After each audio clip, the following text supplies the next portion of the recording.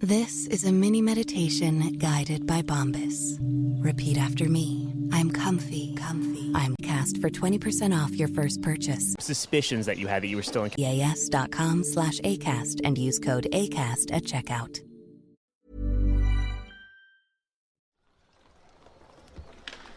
So, as you come up to the city of Phandalin, any suspicions that you had that you were still in California are completely moot. This is a town that looks straight out of a storybook. You see bipedal, dragon-esque humanoids walking side by side with people that look to be human, except they're incredibly beautiful, incredibly young-looking, and have pointy ears and are very tall. What are clearly gnomes and dwarves and Norwegians. Yeah. A 3 begins to scooch toward the front of the van and say, the Lance's house should be on the southeast corner of the town next to the tavern. I stop the car and I look at 3. How are people reacting to this? Well, that's why I was going to stop the car. I was going to be like, 3 there. You'd never seen one of these iron beasts before, had you? No, I hadn't. So, I don't know, everybody. Do you think we should just drive right in there or... You know, I will say I was thinking about this in the car, and it strikes me as little as this we know about wherever we are, they know just as little about us, and it might help us to keep it that way. Yeah, says the man with vines for arms. I'm wearing the condoms, Ron! Sorry, I am just a little sensitive about the changes that are happening to my body, so... I suggest that we pull the minivan over, hide it underneath some branches here, and maybe walk the rest of the way. I don't know, because I got this guy at knife point, man, and I feel like if we're walking around with a dude tied up at knife point, that's going to draw undue attention to ourselves. Compared to a minivan. Yeah, but you what appears to be a land of dragons and wizards and men who shoot trees out of their fingers. Yeah, but you got like a bitchin' tint on this thing, you know what I mean? Thank you. I smile. I'm pretty happy that he likes. I give him a nod. Tint. I give him a bro nod. I'm like, I see what you're doing with your minivan. Perhaps we could disguise the fact that we've got this man shackled up. Like maybe we could use some sort of deception or, arrange some coats or blankets. You know what I have found is even more binding than rope? It's a gentleman's agreement. I put my hand out, and I put my hand out to 3, and I go, Daryl Wilson, I know we've already met, but if we untie you, promise that you'll stay with us? Are you telling the truth when you make this promise? Yes, absolutely. That you basically won't hurt him? Yes. Okay. Yeah, I promise. Can I we check roll if I that- believe That I him? won't hurt you? No, that you'll bring us to where you said that because he's taking us to the Lance, right? Yeah, I said That you'll take us there. Yeah, no, totally. Gentleman's agreement. Yeah, no, absolutely. Daryl Wilson's word is final. I never break it. Who's Daryl Wilson? That's me. Daryl okay. Wilson. I put my hand out again. Oh, yeah, right, yeah, 3. Can we? What do you guys say? I say we untie him and treat him can like I a do gentleman. like a detect bluff or something? Yes, so you would do a perception check. Oh. I'm gonna roll it as well. I'm staring into his eyes. I got a 13. I got a natty 1. I got a natty 20. Got a 4. Guys, he's really honest. Okay, so only Glenn can tell that he is telling the truth, that he will not hurt you or do anything untoward, but you get the very strong sense, because of your nat 20, that is a variable state of affairs, that the second if he can find a way to turn this moment to his advantage or fuck you over, he will, but only when it becomes very obvious that the cards are going to turn in his favor anyway. He's very scared of you. But if he finds a way to very easily maneuver you into a trap or something like that, he'll probably try to take it, but he's also very intimidated. Okay. Knowing that, there's got to be a way to disguise that he needs to still lead us. There's 4 of us, gentlemen. What are we afraid of? Here's what we're going to do, guys. We're going to surround him. I'm going to take off my Harley Davidson leather jacket, cover the knife with it. Do you know what I'm saying? Sure. So I'm going to point the knife, poking him in his back, Sure. and cover it with the jacket and kind of make sure that he's feeling it. We're going to march him right down to where he said he was going to lead us. Good So is he idea. disguised as goods? Like auction goods? No, he's just Or walking. is he He's just a actual friend person? walking with us. Oh, a friend. Yeah, He's just friend. my cold friend. The coat is over him, and the knife is underneath the Which coat. is also over his red cloak. Yes. Okay. Cold friend. All right. I take my pocket knife out and I cut the rope, and I also hand him that beer that he couldn't grab before. I go, gentleman's agreement. Cheers. Cheers. And I then pop it open for him. It's a twist off. And I pop it open He for him. takes a drink, and he is healed back for the psychic damage that you inflicted upon him by What does he- explaining. How's that bad boy taste? It's fine. It's not the best I've had.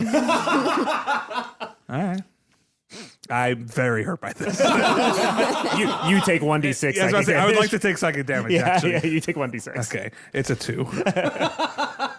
I suggest we venture forth, but maintain our caution.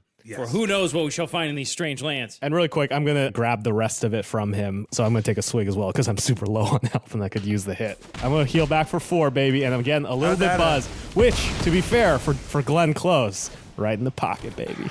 Okay. How did that taste there, Glenn? Loved it, man. See, this is a man who knows beer. A lot of beer. So did you hide the van or? Yes, Okay. I would say that we started putting branches and stuff all around it. Really, in and- the middle of the town, huh? No, No, we're not in the town. outside You're the town. outside the Outside town. the You town. can Outside see the from a town. distance the people walking. They hadn't seen you. So 3 leads you past a market where people are hurried. They're just yelling in languages you've never heard before that don't seem to be any Earth languages. Some of them are speaking what is definitely English. But a lot of other people seem to be saying things that are just guttural noises and growls and stuff like that. You see creatures unlike any you've ever seen before, unless you've seen literally any fantasy movie in ever. And This is some Lord of the Rings shit right here, y'all. Yeah. so yes, at the end of this lane, sort of in its own cul-de-sac, is one house at the end of an alley. And 3 looks at you guys and says, "This is the Lance's house." So I can go now. I'm good. We're bartering. No, we're bartering you. Yeah. Remember? And what exactly is, who exactly is this Lance? He generally is known as one of the best cultivators of non-voluntary work in this part of the continent. You're using a lot of elitist language. Yeah, that's how I got to be number 3. So he lives in this Hans Christian Andersen house, and he's a child abducting slave peddler. That's an extremely offensive way to put what my master does. I do Well, not I offer- have to say, sir, I am extremely offended that he's sold my children into slavery. Well, yeah, well, I agree to disagree, but that's, So, I feel like they're probably more useful. I think you're gonna. No offense to you, but I feel like you're just gonna stay with us. A man doesn't leave a job halfway done. That's what my father always told me. So I think you're gonna come along with us and meet the Lance and help us out here. All right, you're the ones with the metal beast, so yeah, sure, cool. All right. What do you boys say? Say we should walk on in there? I think maybe we should use some stealth and cunning to scout out the situation. Are there any windows? Yes, so there are 2 windows in the front with curtains drawn in front of them. The alleyway seems to prevent you from going around either side of it, almost like it's just this like cork that's like in the fucking bottleneck. But you could try to get on the roof and see if there's a way in through there. There seems to be a chimney. I'd like to sneak around and peer through one of the windows. Okay. So basically, the windows are closed, but they have latches on the inside and the outside. So you could try to unlatch it if you do a stealth check to do it quietly. So they're not glass, they're like wood? Yeah. Oh, okay. Yeah, I'll go ahead and try to do a stealth check. Huzzah. I get a 16. Ooh, okay. So you succeed, and you quietly open the window and part the curtain.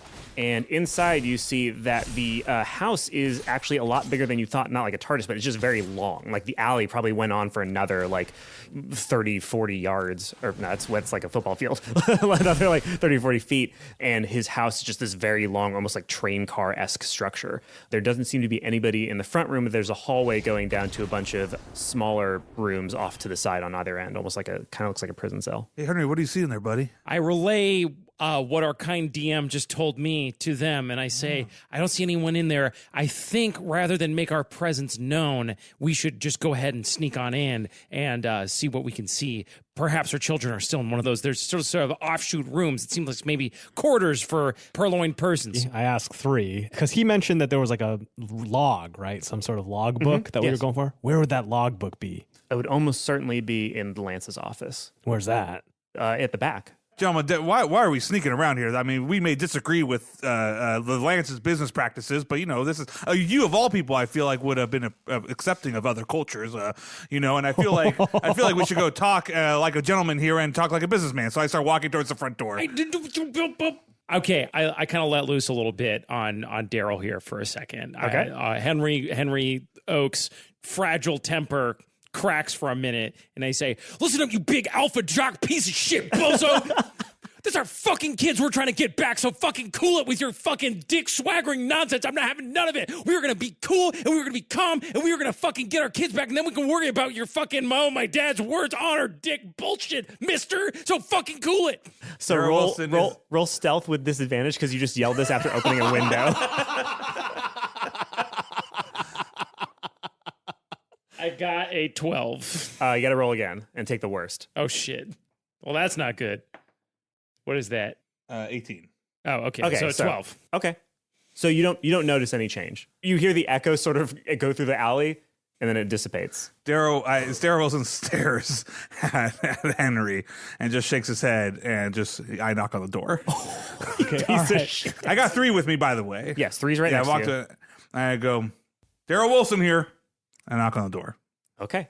So, Will, are you still looking through the window? Yes, and I'm praying and cursing Daryl's name. Is any of you going to attempt to stop Daryl from knocking No.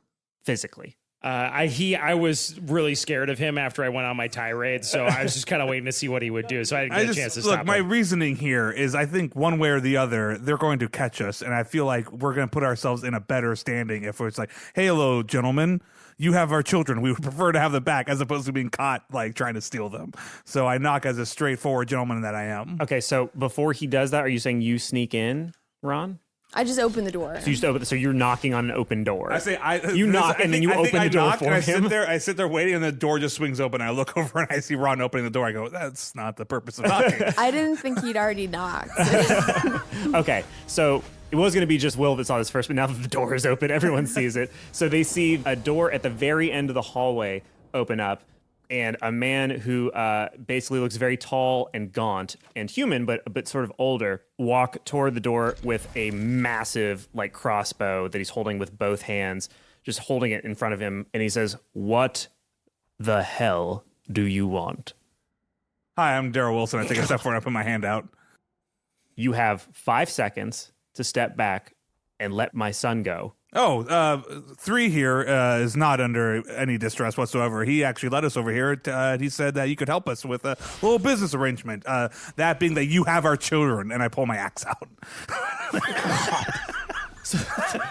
Jesus. 3 immediately panics and starts running Well, toward hold on. him. Remember, I have Wait, him. I have him. But Oh, the you got knife. I so got you, him with the knife. So you like he begins to run toward it, and you sort of pull him back. I'm holding and, him like, back. I didn't pull my axe out I just have my axe ready. No, you can't just take that back. No. You Oh my said you God. pulled the axe out. Okay, fine. Yeah, That'd careful be with better your than- words. You're holding the Yes, axe. I'm I holding the want axe. to de-escalate. Okay, well, I say, 3 didn't tell me you look so much like Clint Eastwood. I've seen all of his movies several times. Gran Torino is excellent and not racist at all. 3 looks at you and just what? And then looks back at the Lance and says, "They killed 2 and 4. They want their kids that we sold. I told them that maybe you would show them the ledger. Maybe is that a thing that makes sense?" And the Lance closes his eyes for a second and lowers the crossbow, and he says, "Well, I guess that makes you the new 2." No, 0. And he raises the crossbow and fires it, and ooh, he fucking bullseyes 3 right in the fucking throat. 3 falls to the ground, blood streaming from his throat. I look at him and go, that's nothing compared to what we did to the other 2 kids. Is my Harley Davidson jacket unhurt? Ooh, no, it definitely punctured through the back. man. There's a hole in it. Oh man. So Psychic damage. his crossbow seems to auto reload, and balls. he says, "So just so you know, that's how I deal with people that do work for me. So if you've come to barter, know that that is the extent of my patience currently today." Oh, you really remind me of Clint Eastwood. To clarify, Will, are you at the window still? No, I think I went in. I went in with the party. Okay, you went with the party. Okay. Well, I thought the door was just open and we're standing outside. You're currently standing in the I threshold. mean, I They took a said they step went in. forward with my hands out. Saying, I see, I Yeah, see. are you guys in the house Yeah, I now? think we're like a step in. Okay, so you're step in. I So- stepped in. I won't say what Sure. you guys did. So he says, "Here is the situation you currently find yourselves in. One of 3 things is about to happen. 1, I'm going to call the rest of my family in here to kill you. 2, we're going to come to some sort of agreement which is more beneficial to me than it is to you because you've wasted my time, killed several of my children, and interrupted my dinner. Or 3, you are going to leave. I will wait an hour and then call the City Watch to come after you and kill you. Those are your choices." Can you repeat the choices? I gotta be honest, I'm very distracted by the fact that you just killed your son. Yeah. So number 1 was we fight and you kill us. Yes. Number 2 was we make a bad deal with you. Yes. And number 3 was that we run away and you call the cops. I'm just spitballing. Is there a chance that we could get a look at that ledger and find our kids? Is that still on the table? If you want a look at the ledger, I will permit you a look at the ledger. What would that deal look like, Sir Lance? You would have to offer me something that I found impressive enough to put my business relationships in jeopardy, because one generally does not state the outcome of a deal after it's been made. That's team huddle. Dad huddle. Okay. Henry Oak's having a brainwave. Okay. Like I said earlier, they don't know where we're from. What if we roll this like a you guys you don't know who you just fucked with? We're foreign emissaries from the kingdom of we're from Westrock. Westrock. We're from Westrock. We're emissaries from Westrock. Came to the what's the name of the town? Phandalin. We came to Phandalin. We were coming to Phandalin on a mission for our kingdom. And if he doesn't return our kids, it could be all-out war. And the kingdom of Westrock will slay his entire family and burn his business to the ground. Maybe something like that. Maybe I'm overplaying it a And our little king, bit. Saint Demas. Saint Demas. Saint Demas. King of Westrock. Sounds a lot like the West Rock HOA, but take it away, guys.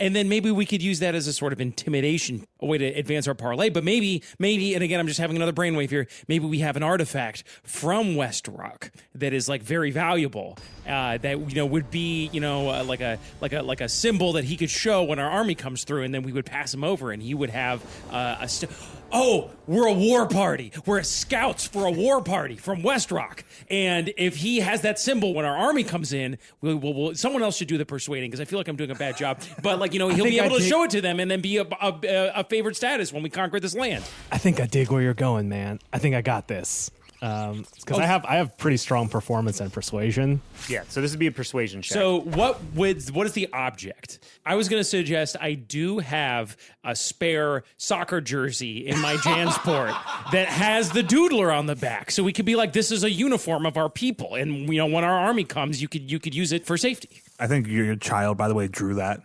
The doodler. Oh yeah, Sparrow drew the doodler. No offense there, Henry, but that doodler looks like shit. Nobody's gonna be terrified. I mean, do you see what just happened? He just freaking crossbowed his kid through the face, and that thing looks like a 5-legged drawing. Okay, I feel like that's, you're being pretty aggro on me right now. I know it kind of flew off the handle at you here, Daryl, but I'm just saying. I don't know why we got to bring my kid's drawing ability into the conversation. You know what? I miss him terribly. Even I'm barely keeping it together right now, just trying not to think about him. So, A tear goes down my eye, and I go, "You're right. I'm sorry, man. It's been a tough day for both of us." And I pat him on the back, and I look over. I say, "Do you have a guitar with you, Glenn?" I do. I got my Taylor right. Or Fender or Gibson right here, man. I think I like where Henry's going there. I think your music should be kind of one of the gifts that we were going to bring to this new kingdom. Wait, are we saying we're a war party, or are we saying that we're... Because I think a 4-person... Hey, Sometimes Henry, I you love where your scouts brain's at. for a war party. Do you know what I mean? Like we're scouts, and I feel like I'm watching a non-canon episode of Story Break. All right, well then, why... I don't want to railroad our. I tune up my guitar.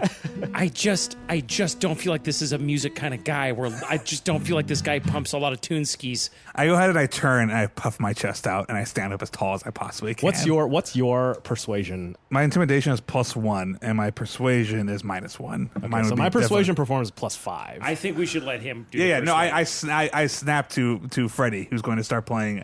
I give you a wink, like, play something fucking badass. I start ripping into a blistering cover of Wonderwall. Wonderwall. Yeah. Okay. And as I'm doing it, I'm basically I'm telling him, look, man. I step forward in the group and I say, look, man, we're a bunch of traveling emissaries from the land of. I go, what are you doing? We were about to say we're a war party. I've clearly not heard the. I put my mouth over Daryl's mouth. You put your mouth over Daryl's mouth? No, he can't take it back. You can't take it back. My eyes can't take it I back. feel I something. silence his dumb ass with a kiss. I find something tingles deep down inside of me, and I feel love for the first time in a long time when he puts his mouth on mine. As Glenn holds his guitar, I turned to the other dads and I said, hey, maybe, just maybe, he's gonna be the one that saves us. Without missing a beat, I say a group of peaceful, loving warriors from. He holds out a hand and says, "It's clear you were trying to make something up right there." All right, let me tell it to I you. was gonna hear you out, but then one of you kissed the other, and sort of whatever you were about to say kind of stopped making a lot of sense. It was hot though, right? So we're just gonna go ahead and get it down to brass tacks. I will give you a look at this book in exchange for, I don't know, what do you have? I grab his Nokia phone and load up Snake. Roll persuasion. 11. He looks at it. Just give it a shot, man. What is this? So this is like you're a snake, and you gotta use these little buttons here, and you gotta eat these fruit. Can I assist his persuasion? Is that like a thing? If you can come up with like an in character like way to like back him up, then yeah, you can roll In the land that we come from, this is the game of kings. Only the wisest and most cunning of people are successful playing. You know, I don't even think you're smart enough to play Snake. Ooh, okay, roll persuasion. God, with the natural ones, come on! So he looks at you and then looks back at Glenn and goes, "So this is a baby game for babies." That's what I I'm was getting going to for this." persuade, but I'm like, yeah, you know, Snake does suck. Snake's not a good game at all. Ron, you any help here? Snakes are natural predators. We had to put down our purebred Dotson because he got bit by a snake. This is a game replicating that exact same experience. It will make you so strong and powerful. It'll make me cry about my Dotson. Roll persuasion. 19. Ooh. I guess he must have had a dog. His name was Dottie, Yeah, the so Dotson. the crossbow lowers a little bit in his hands, and he says, "A dachshund. What manner of beast is that?" It sure ain't a snake, partner. I chime in. It's a dog. Oh. It's a family member. He looks forlornly behind you, and you can see framed Oh, no. next to the door a picture of him, many people in red cloaks, and then a very large, very furry-looking dog that he is riding like fucking Falcor from Neverending Story. What's the pup's name there, pal? His name was One. I pull out my wallet.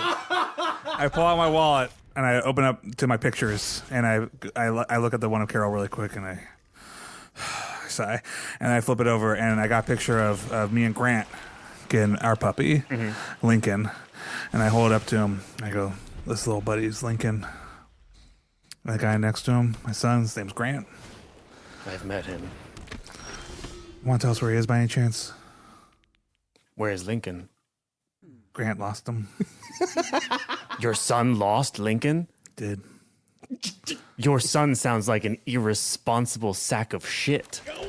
To take such a creature of love and dignity and then lose it as one would a bauble? That's why we're looking for him to punish him. I evoke rage. And I'm right next to him, right? Yeah. I mean, he just called my son a piece of shit. I'm literally right next to him. All right, so what happens when you rage?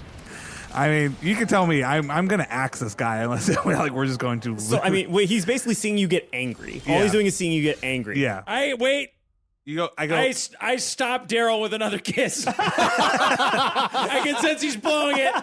And I take that kiss, and I go, "Thank you, my number one." And I look at him. I look back. He's like, "You're right. Grant is a piece of shit, and that's why I need him back so I can punish him correctly for losing Lincoln." Fair. I will tell you where Grant is. Excellent. Only Grant, though. Well, so that you that's may punish fine. him. That's fine with me. Is that fine with you, number one? And I look at Henry. You know what would really punish Grant would be if we killed all of Grant's friends in front of him. All right, why don't you roll persuasion? That's pretty good.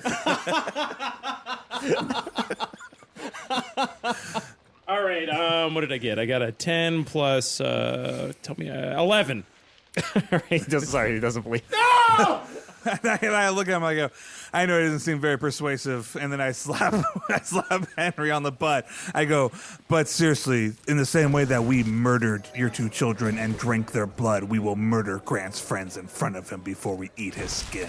Just so you know, they weren't my birth children, but that's Oh, why I'm I not know. that upset. Oh, okay. I wish they were, though. The blood would have been extra Okay, tasty. okay, That's kinda weird. Both of us are like Sorry. feeling like, okay, all right, okay. This one, Jesus.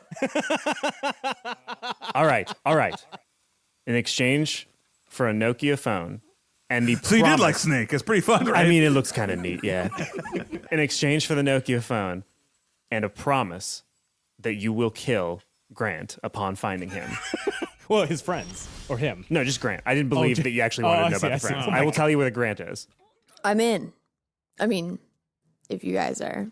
I cross my fingers, I put them behind my back, and I go, Daryl Wilson always keeps his word. Put my hand out to shake his hand. Make a dexterity check. 14. Okay.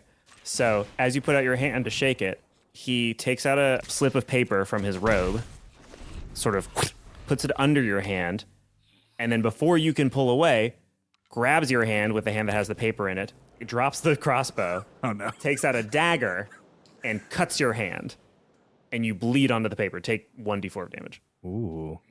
Actually, just take 1 damage. Just take 1 damage. Okay, we only got 10 health. Yeah, it's only 1 damage. And you bleed onto the paper. The blood is absorbed within it. The blood begins to coagulate and swirl around, becoming like ink that begins to form a picture, and it forms a picture of Grant's face. And I'm trying to find the least morbid way of describing this, but it shows Grant's face with like very hollow looking eyes and a face of like agony. And he says, the pact is made. Your son will die when you meet him.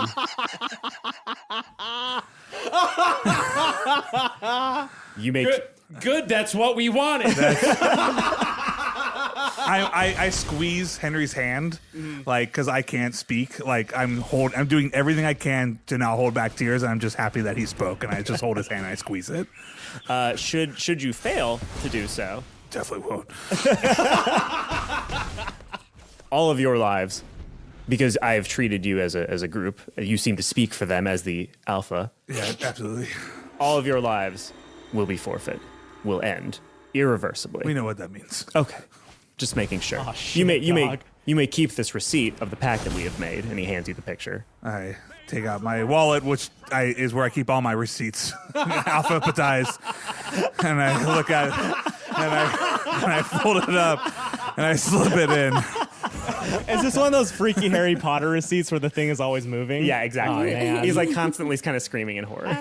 As a businessman, I asked to expense it. So just very quietly from Daryl's wallet, we're just gonna constantly hear just quiet screaming. Pretty much. It's like Doppler effect, like screaming. It's like Well, it's far covered away. up. It's muffled by his wallet. I have a question.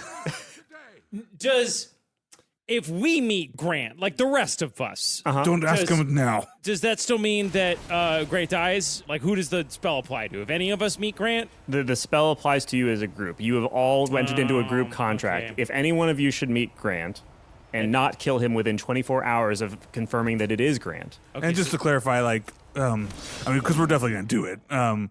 It's not just like that. Like, we have to kill. Like, is it the way I said, which was pretty violent? Like, is this like a horse? Like, you've played the game Horse. Like, is this just like shoot it from the spot where the other person did, or like spin around? You know, corkscrew sort of shot. You gotta do the same thing. I've played many games on horses. Okay. None of them involve corkscrews. I will say that because you said specifically that is what you would do, that is what you have to do. Yikes. All right. Okay, So what again did you say you would do? I think it was something about slowly letting him live a natural life over the course of another 60, 70, 80 years. I have forgotten what I said, but it doesn't involved, matter because the contract remembers. It involves skin and eating. Yes, you were gonna eat his skin. Oh, delightful. Yes. I'm like,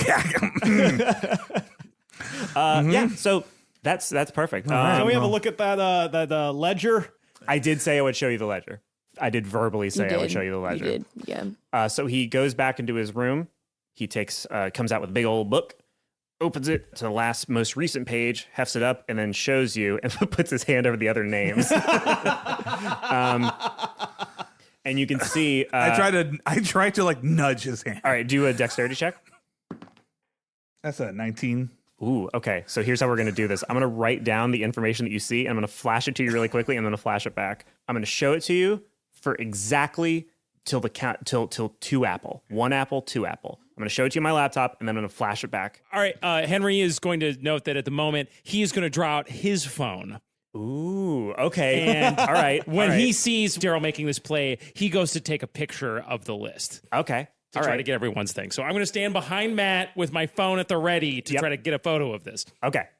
So what's happening now is Anthony is preparing his Surface Book. I have Matt and Will to my right, leaned in, incredibly like intent. Will has his phone up. My child's skin. All right. Okay. I'm going to give you a 3 count. I'm going to show it to you for 2 apple. Then I'm going to turn it back around. Okay. Okay. 3, 2, 1. 1 apple, 2 apple. Will, did you get the photo? Okay, I'm going to pass around the photo that I got so that you guys can see how hard I nailed this information. God damn it. For those playing at home, it is a blurry picture of what could be a laptop screen. Oh, we're posting this. Yeah. I go, oh, sorry, I slipped there. Holy I've been drinking shit, a little that's bit. the best you got? How the this is so bad. Anyways, where's Oh, boy. sorry about that hand slip there. So where's Grant? You are headed to the dwarven colony of Meadowshade. Sounds kind of nice. So what do you see there, Glenn?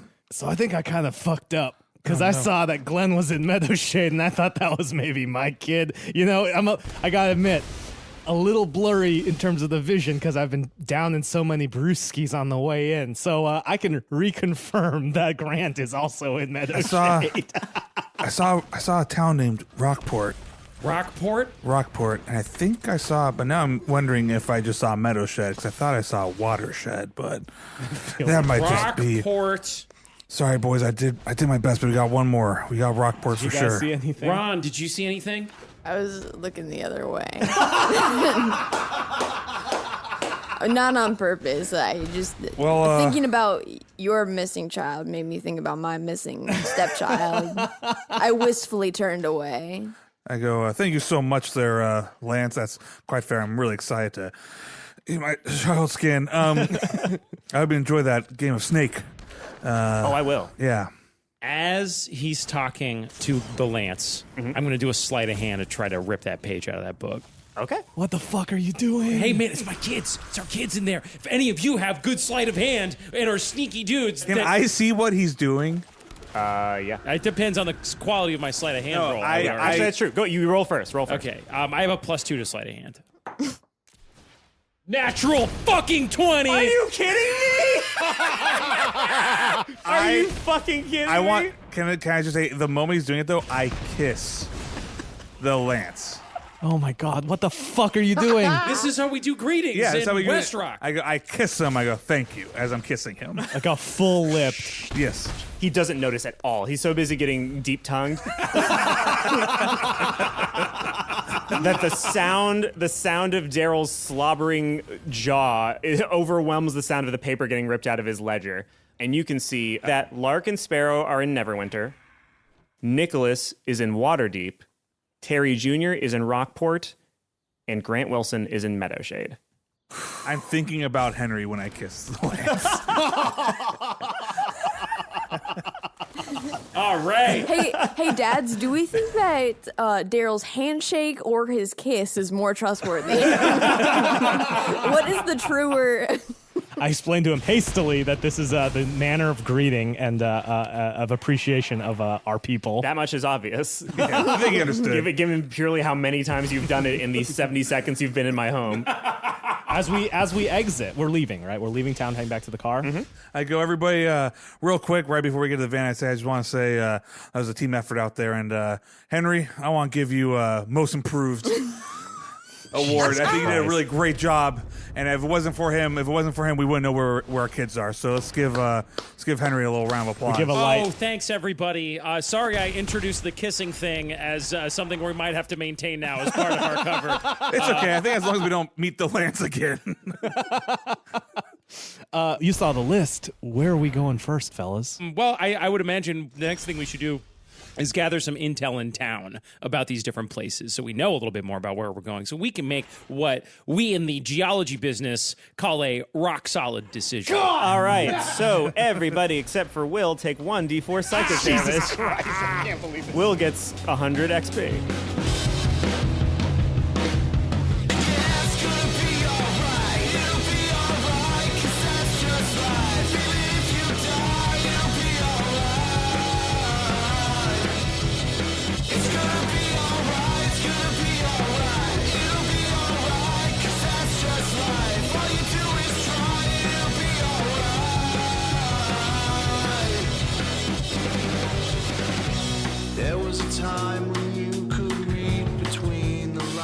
Dungeons and Daddies consists of Anthony Birch, Matt Arnold, Will Campos, Beth May, and myself, Freddie Wong. Theme song by Maxton Waller.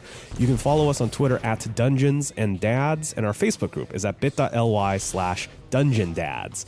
Hey, so this is a bit of an exciting time for us because we are bringing in a new podcast into the world. Not that the world needs more podcasts, but I mean, this is an idea that we've been kicking around for a long time and that we're really excited about. And we're not sure how people are going to like it. I mean, if people will like it, even. So if you've enjoyed the show, please help this baby fledgling child of a podcast out of its nest by leaving us a review on iTunes, tweeting it out. Yeah, get it? Nest, tweeting, right? That's pretty good, right? Telling a friend. Please help us out by sharing the show with folks who might also dig our chill vibes. And do let us know what you thought on our Twitter. I guarantee you that we are so thirsty for external validation that we'll